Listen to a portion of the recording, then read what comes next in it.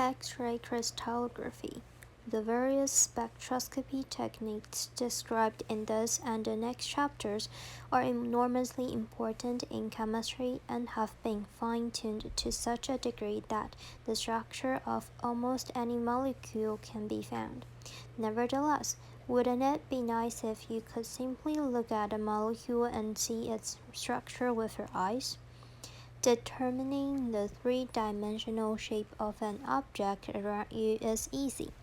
You just look at it, let your eyes focus the light rays reflected from the object, and let your brain assemble the data into a recognizable image. If the object is small, you use a microscope and let the microscope lenses focus the visible light. Unfortunately, there is a limit to what you can see, even with the best optical microscope.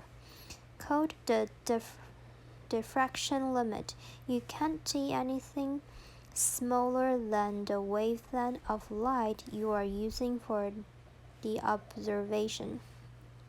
Visible light has wavelengths of several hundred nanometers, but atoms in molecules have dimensions on the order of 0.1 nanometer.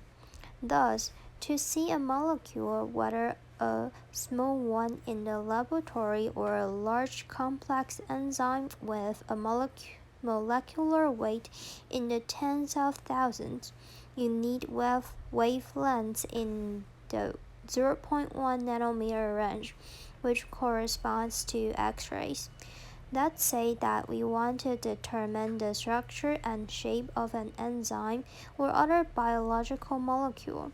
The technique used is called X-ray crystallography. First, the molecule is crystallized, which often turns out to be the most difficult and time-consuming part of the entire process, and a small crystal with a dimension of 0.4 to 0.5 millimeter on its longest axis is glued to the end of a glass fiber. The fiber and attached crystal are then mounted in an instrument called an X-ray diffractometer, which consists of a radiation source, a simple positioning and orienting device that can rotate the crystal in any direction, a detector, and a controlling computer. Once mounted in the diffractometer, the crystal is irradiated with X-rays, usually so-called QK radiation, with a wavelength of 0.154 nanometer.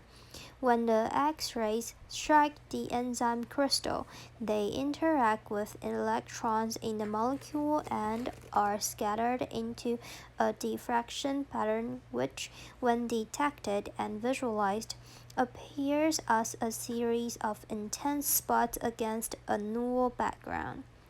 Manipulation of the diffraction pattern to extract three-dimensional molecular data is a complex process, but the final result is that an electron density map of the molecule is produced. Because electrons are largely localized around atoms, any two centers of electron density located within bounding distance of each other are assumed to represent bounded atoms, leading to a recognizable chemical structure. This structural information is so important for biochemistry that an online database of more than 94,000 biological substances has been created. Operated by Rutgers University and funded by the U.S. National Science Foundation, the Protein Data Bank, short for PDB, is a worldwide repository for processing and distributing three-dimensional structural data for biological macromolecules.